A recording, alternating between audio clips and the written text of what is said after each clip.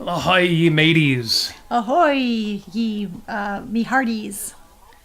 Hi. I Hello there. Happy Sunday, friends and lovers. It's Sunday, September 20th, 2020. Wow. 2020. 2020. And this is 5 Minutes with Robert Nasir. I'm Robert Nasir. This is Amy Nasir. I am Amy Nasir, here for you. And you know who you are.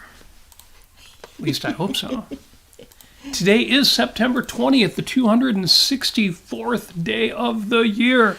Wait. 200 what? 264, just 102 days remaining. Oh my goodness. Until 2021. There are 96 days until Christmas and 41 days until All Hallows Eve.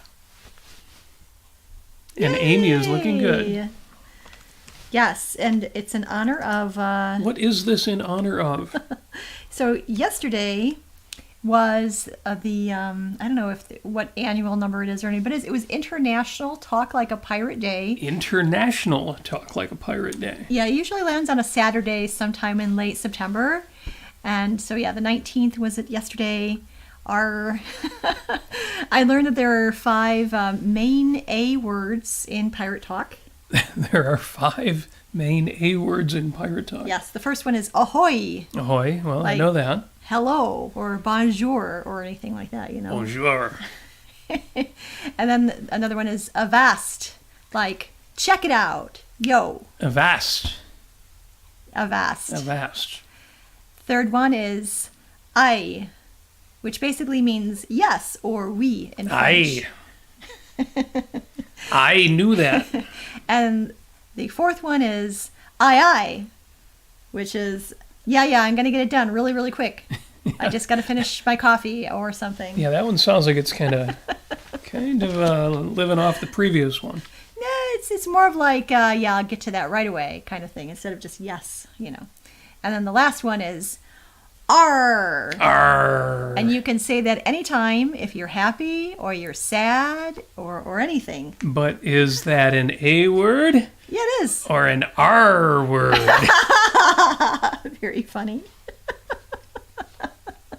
So we all get a lovely little language lesson in Pirate Talk today, as yesterday was. Yesterday was International Talk Like a Pirate Day. All right. Yes. So there you go. Outstanding. Well, I hope everybody out there is talking, and you can comment in the chat. Yes. In Pirate Talk. Yes, please So the do. chat is now, yes it is, the chat is open on Facebook and the chat is open on YouTube. Excellent. So join us, make some noise. You can post in both areas of Facebook and YouTube and completely confuse us. So do that and it'll be hilarious. Oh, I'm yeah, sure. totally, yeah, try to annoy us. Thank you. Oh, and I also have my pirate mug here. It says R. Very and then nice. It's got the old Jolly Roger on the other side. That's good. See, Yeah. I just have New Orleans. My Nolans mug Most excellent. with French Quarter on the other side. I am so eager to get back to New Orleans when things open up again. R. But hey, only 102 days left in 2020. It will be 2021 and everything will be wunderbar. Everything will just be so peachy. That's right. On this date, September 20th, in 1973, the Battle of the Sexes was decided. And guess who won? On this day, September 20th, in 1973, Billie Jean King triumphed in the highly publicized Battle of the Sexes tennis match. Oh.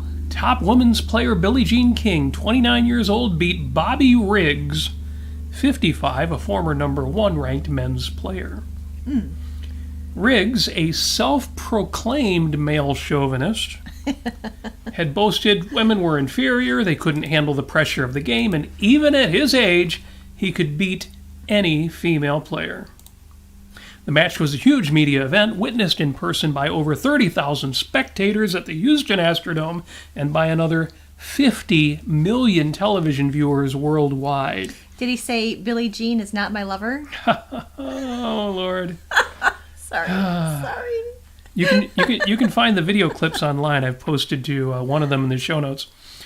King made a Cleopatra-style entrance on a gold litter carried by men dressed as ancient slaves, while Riggs arrived in a rickshaw pulled by female models. Legendary sportscaster Howard Cosell called the match, in which King beat Riggs 6-4, 6-3, 6-3. King's achievement not only helped legitimize women's professional tennis and female athletes, but it was seen as a victory for women's rights in general. So take that, fellow men of mine. It sounds like, I mean, he was 55, she was 29. It sounds like it was the battle of the ages. Well, if he hadn't been so cocky, If he had he one. could have saved us that. I was 9 years old at the time, and even I remember that being a big thing. 50 million people watched that. Wow, I was 6 months old. It's funny, people don't remember the battle of the sexes. You know, we talk about gender and privilege and all the stuff that we talk about now, and sure, it's a thing, but young people have no idea what this has looked like in the past. And frankly, how much more effective those battles were than the riots and protests of today. Yes. So true, because they approached it, even though they, they said what they said and everything, there was no violence involved. It was open to debate. And People it was actually so talked in clearly, ideas. it was so clearly a matter of values. Yes. And Cynthia says, Riggs loved talking smack. Riggs and King later became true friends. Yes, and they both had more balls than the average person, so I'm not surprised at all. Yes. It's inspiring. It is. And it's heartening to be reminded that these conflicts have been addressed in ways beyond destruction and vitriol. Right. Yep. And more of that, please. Today, More of that. Today also, September 20th, is Wife Appreciation Day. Oh, is it? So I have nothing to didn't show know my this. wife appreciation, but I do have this lovely rose. Oh, a red rose. How romantic. I say nothing because I gave her this the day before yesterday, which was, but you know, every day is Wife Appreciation Day. And roses die, but our love never will, so I also bought her this potted plant, which will last longer than the 1 week that the rose will last. It's beautiful. So guys, I'm telling you, in the battle of the sexes, the way to win, celebrate Wife Appreciation Day. If you don't have a wife, celebrate Girlfriend Appreciation Day, or Friend Appreciation Day, or Mom Appreciation Day. And as Linda would say, this is Wonderbar. Wonder Bar. R. Go to the Wonder Bar. Take your wife to the Wonder Bar. Thank you very And have much. a wunderbar time. Yes. I don't know. Can we stick it like right here? Maybe? You stick it wherever you want to stick it. It's not. No, it's not quite right there. But thank you so much, darling. Thank you for appreciating me. Mwah. Oh, mwah, mwah. PDA, and there you go. Today is also Pepperoni Pizza Day and Fried Rice Day. Those were started in 2006, and I don't even know when Fried Rice Day was started. So obviously just a ploy by Benihana and Jet's Pizza and Domino's to get you to call them up. But why not? Right. Why not Why fall not? for it? That's the best thing about these things is if you fall for it, you win anyway. Yes. So it's all good. You all celebrate Pepperoni Pizza Day, Fried Rice Day, And Hallmark. and go to Hallmark. Celebrate a Hallmark holiday. Incidentally, fellow Styx fans, Mark, and you all know who you are. Echo Styx will band, know exactly what I'm not talking like about. sticks. Not sticks like pickup Branches? sticks, but no, the river, and the band named after the river. Today is Chuck and John Panozzo's birthday. Oh, happy birthday. Yeah, well, they were twins, and they were both in the Chuck band. and John? Yeah, I John didn't know unfortunately that. passed away in '96. 40 years old, rock and roll lifestyle. Chuck I see. Panozzo, the bass player, Yeah. is still alive. Well, bass players don't get in trouble, so. That's right. Well, yeah. it's They outlive it's everybody. kind of awesome that he's still alive because he's not straight. He did contract HIV. Oh, wow. He's been fighting it for years successfully. Fantastic. And even though he went through weakened periods, he's been up on stage with the band, and he'll go up there and play a song or two, whatever he can handle. And the band is so supportive. It's when we saw them live, that's exactly what happened recently. Oh, yeah. I guess it was a few years. They were playing a double bill with Yes. And so happy birthday, Chuck, didn't know and that. That posthumously John Pinozzo. Oh, that's a lovely story. That's It great. is. And for you Styx fans out there, my favorites are Borrowed Time and Fooling Yourself. And I'll put links to those in the show notes because those are the best Styx songs. And I know you're out there singing Domo Arigato, Mr. Roboto. And that's a good time during karaoke, but there's some magnificent music out there. Happy birthday, guys. So last week, in the episode entitled Getting a Grip, we talked about mindfulness and intentionality, getting a grip on your own focus, your own choice, and directing them. And I organized that in a progression that I intended to follow through the episodes coming up. From mindfulness to intentionality, focus and choice, habits and routines, and then living the examined life, per Socrates, and moving toward living a directed life. Yes. A life of intentionality. So the next step in that progression was habits. And to that end, I have been reading James Clear's latest book, his big book, the thing he's now a famous guy for. James Clear, okay. And the book is called Atomic Habits. Actually, where's my thing here? Hold a second. Hold that for a second. And wait, where's the thing? You got 16 to choose from. There it goes. Get it right. There you are. You chose, atomic, of course. Atomic bomb, atom bomb. Got it. So, Atomic Habits, James Clear. The subtitle is Tiny Changes, Remarkable Results. And then there's a second subtitle. Why are there two subtitles? An easy and proven way to build good habits and break bad ones. So I've read this book this week. I've read it twice, but I cheated once and listened to it on Audible. And it's a good book. But we're just going to give a quick preview of it this week because although it's a good book, it doesn't read as well the second time. The first time you read this book, everything sounds like a gem. The second time you read this book, half of it is, well, yeah, but. Right. We are on an interesting journey in this progression from mindfulness and intentionality through focus and choice to habits and routines to living the examined life and going toward living the directed life. Yes. And books like Atomic Habits, I'm going to recommend that you read this book.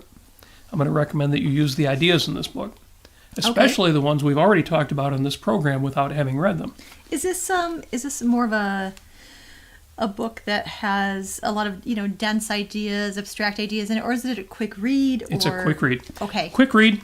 A lot of anecdotes, stories, examples, a lot of lifting, and with credit from previous books on habits. Yep. But there's a lot of good information in the book. An interesting thing about the book, and one of the things for which I can recommend it, is that it's laid out in chapters, and at the end of every chapter, there's a chapter summary. So the second time I looked at the book, I tended to skim the anecdotes. I'm not an anecdotes kind of guy. I want the content. Don't give me the examples. I'll figure out examples for myself. And fortunately, James Clear does that. At the end of every chapter, he gives you a chapter summary. It's basically the notes you would have taken if you were taking notes. So, for example, the first chapter summary. I'll just read a couple of these. Habits are the compound interest of self-improvement. Getting 1% better every day counts for a lot in the long run. Specifically, he does the math earlier in the chapter. If you get 1% better every day, you will be 37 times better by the end of the year.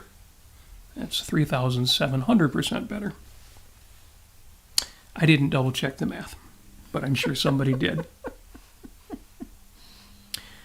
Small changes often appear to make no difference until you cross a critical threshold.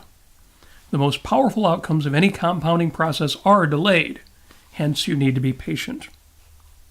An atomic, I'll read this because you're like, why is the book called that? An atomic habit is a little habit that is part of a larger system. Just as atoms are the building blocks of molecules, atomic habits are the building blocks of remarkable results. So if you want better results, forget about setting goals. Focus on your systems. And then the phrase you'll hear repeated a lot because you're going to go out and listen to podcasts and interviews of this guy is, you do not rise to the level of your goals.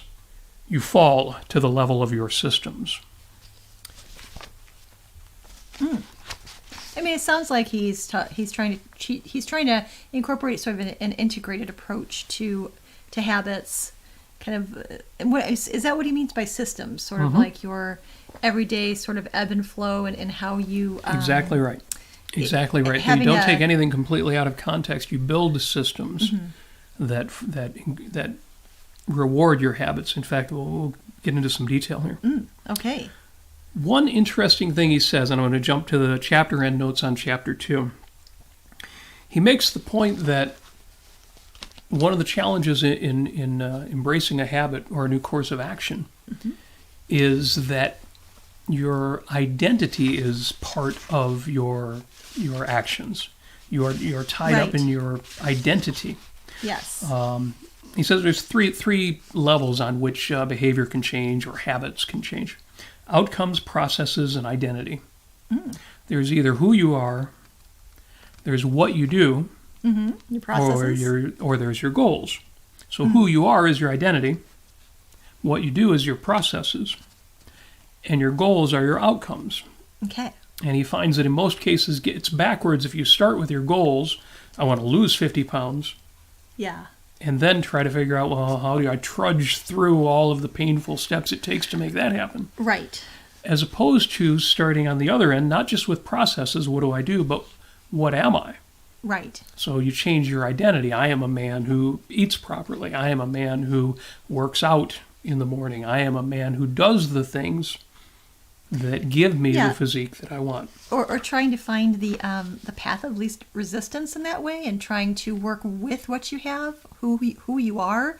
So if you're not a morning person, then you would exercise in the afternoon, and you wouldn't try to box yourself into. Is that sort of what he's trying to say? You're trying not to box yourself into somebody else's standard. You need to know yourself. That's a little orthogonal. It's kind of sidestepping all of this. Oh, okay. That's a very Amy and very Robert way of thinking about it. And in some ways, that's a better way of thinking about it, and that's why I'll mention there are some challenges that I'm facing with the book. As the book might be 100% right, but we're going to work our way through this because I'm sure I'm not the only one who's going to encounter these things and say, well, yeah, but. So, jumping forward to the end of chapter 2 here, your identity emerges out of your habits. Every action is a vote for the type of person you wish to become. Now, we've talked about this many times in the past, and that's why I couldn't resist bringing that up. Yeah. Your identity emerges out of your habits. In other words, you are what you do. Right. That sounds very Aristotelian. You can say, I'm a writer. But if you never write, if you never put pencil to paper, if you never take action to be a writer, you're not a writer. Right. Your identity grows out of your head. Your identity is... Well, he says your habits. I would say what you do, and that's much more than your habits. But the point is important. Your identity emerges out of your habits. Every action is a vote for the type of person you wish to become. Now, this is the opposite, or an inversion of what we talked about when we talked about David Lee Roth's interview on Debbie Millman's podcast. Way back when. Yes. But at the same time, it's kind of the same. David Lee Roth, and he wasn't the first person to say this, said, be the verb, not the noun. I think our Post-it note for that week said, be the verb. Well, so is there a contradiction there in terms of... So there's not a contradiction. It's more, as I say, a sideways way of looking at the same thing. If you want to be a writer, don't be the noun, don't be a writer. Be the verb. Be someone who writes. Yes. And I think they would agree on that. I think that they could work it out where they would use the same words to describe that, even though here they don't. Right. And I think that's a critically important lesson, and one of the things that will be one of the steps on our journey is that notion of be the verb, not the noun. Yeah. Be the person who actually does and is what you identify yourself as. This idea of identity being wrapped up in your habits comes up later in the book when he makes the point. One of the reasons you make atomic habit changes, why you do things on the atomistic level, is because for most people, big changes don't stick. If you change everything overnight, it messes with your sense of identity. Right, and I don't think that gives you enough time to integrate. Yes. It's not who you are. To weave it into your identity. Exactly right. Yeah. Exactly right. So if I wanted to be a pirate, I would, at least need to get a boat. And if I didn't get a boat, I couldn't just call myself a pirate, right? Right. Well, I don't know. It depends on how you got the boat.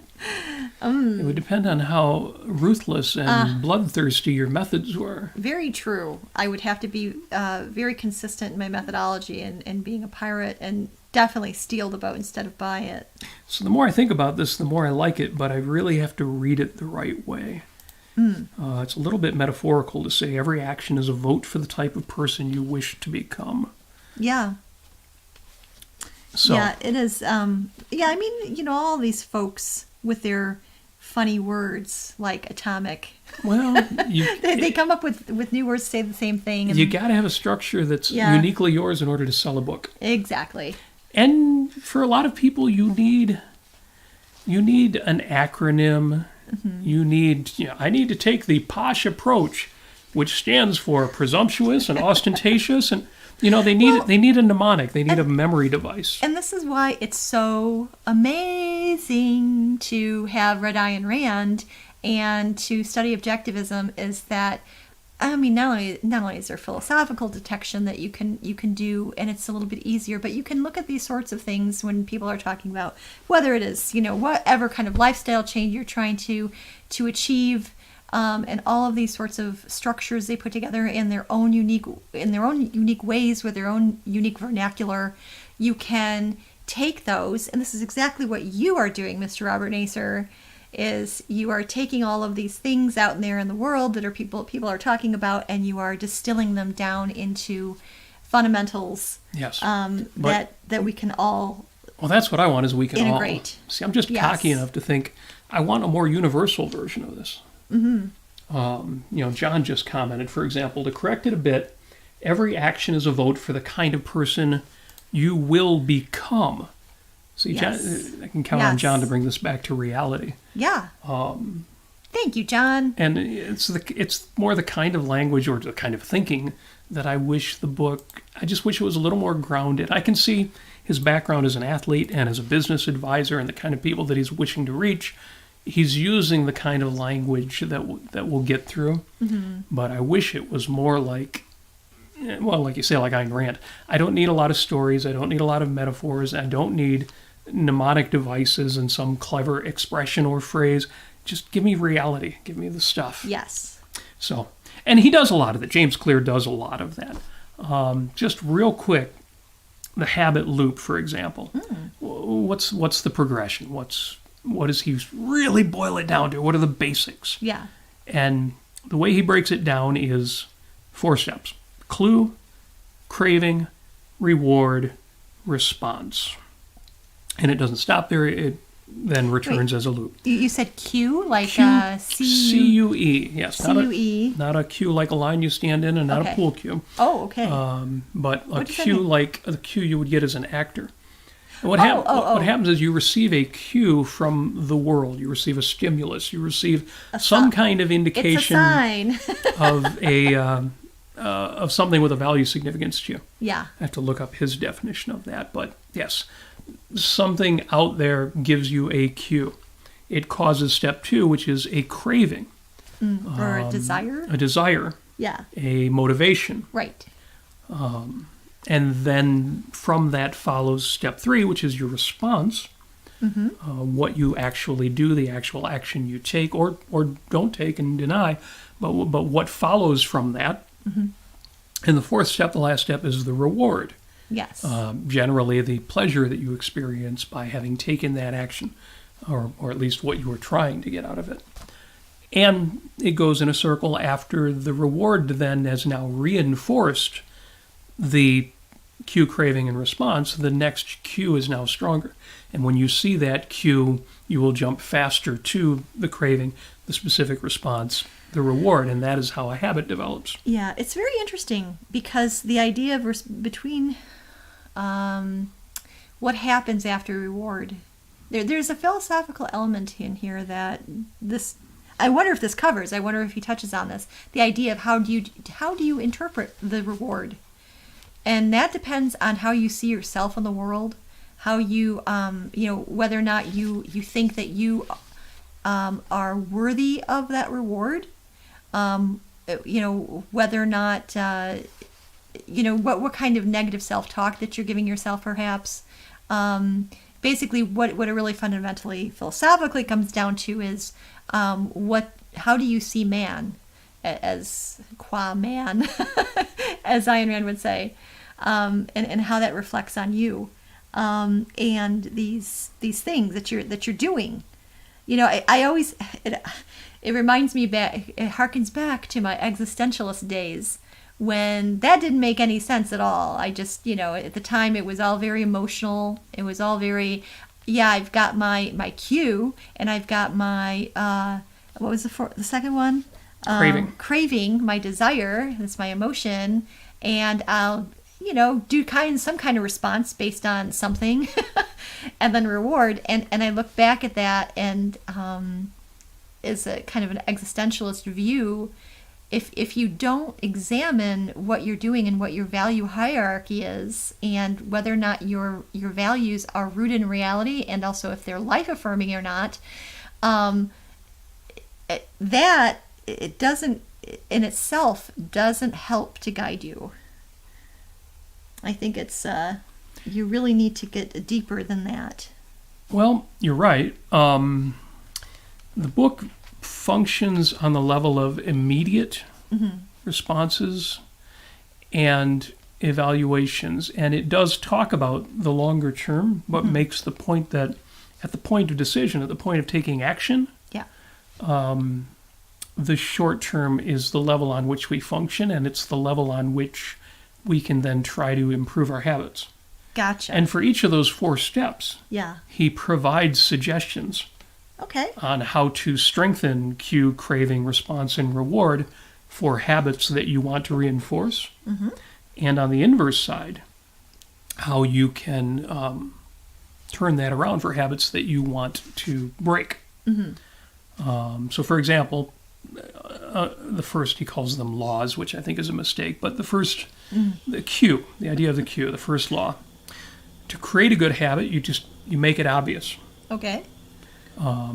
You make sure those cues are obvious because that's something you want to do. It reminds me of the idea of like setting your environment up for success. Exactly. So it's in front of you. It's not buried in a box in the basement.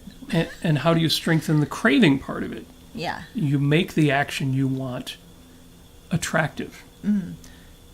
You modify the response by making it easy to do the right thing.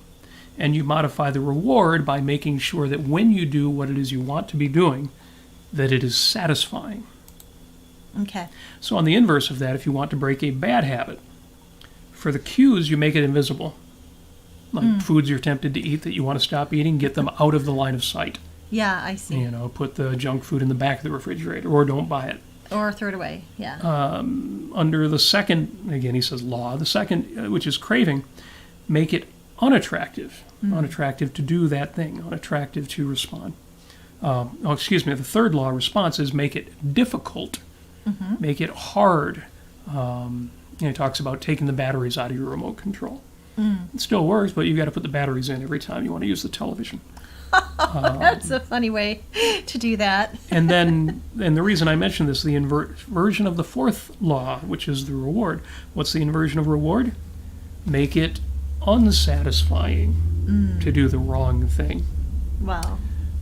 He doesn't talk about the psychology or the philosophy as you discussed it. He doesn't talk about the evaluation. He doesn't talk about shame. He doesn't talk about values. Right. He's sort of on the premise that every value that you have in your life right now is valid. Or at least for the purposes of working on your habits can be taken for granted. Okay. Or taken as granted. Got it. Right or wrong, it is what it is. Yes. Yeah. John chimes in. He says, every habit solves a problem, but not every habit solves the right problem right now. Yeah. Yes. Yep. Just so. Yep. And that's just the first 3 chapters. A lot of good information. I do recommend the book. I recommend you give it a read. I recommend you take your own notes. Figure out what's valuable to you. Yes. And 2 weeks, 3 weeks, 4 weeks from now, I may come back and tell you this is the best book I've ever read. Look at all those sticky notes. Oh, yeah, lots of notes. It's great. But again, as somebody with an interest in change itself, the point of actually making change by intention, I'm finding it challenging to integrate some of the ideas and to put some of them into effect. Right. As I suggested during last week's episode, I have been, for example, trying to curate the first and last 20 minutes of my day. Yes. And changing some of those habits, even using the advice in the book, I'm finding it challenging to make them sticky. Right. And he gives advice for that too. For example, have a tracking system, which I haven't put into effect, but I'll try that this week. What if you hate tracking your goals, your actions, and what if you just hate it? There are other ways to do it too. You can make tracking more fun or more attractive. Oh. Or alternately, you can find ways to use either technology or a partner to make it automatic.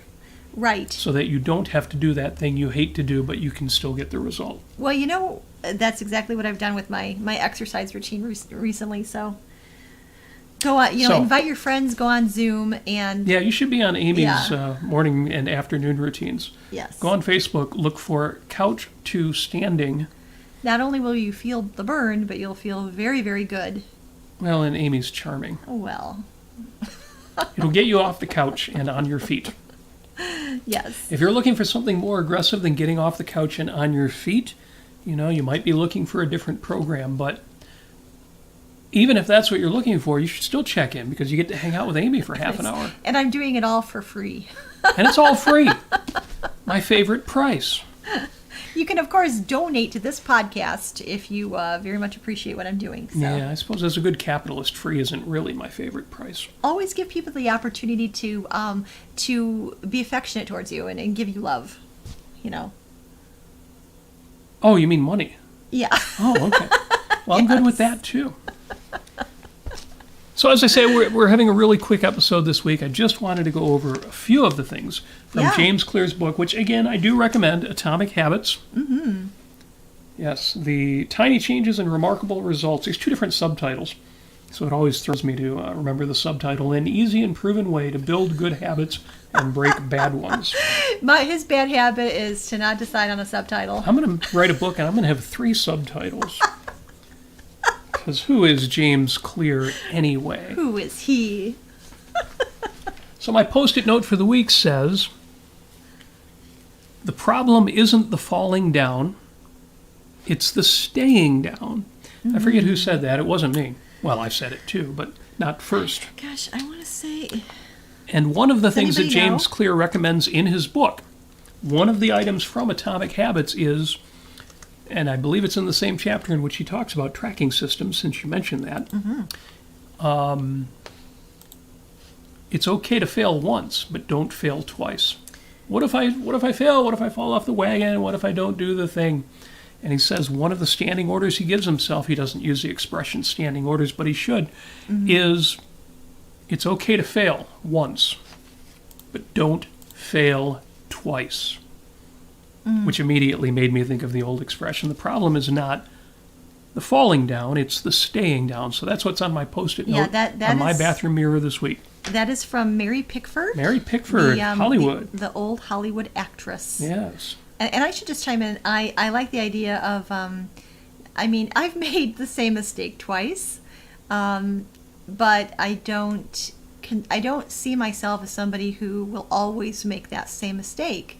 I always give myself, I identify myself as somebody who is able to not keep making that mistake, even if I do make it twice. I think that's where the philosophy comes in, and some psychology comes in there about how do you see yourself. Well, I love that, because we talked about that last week when we talked about the idea. You may think, I am tired. Right.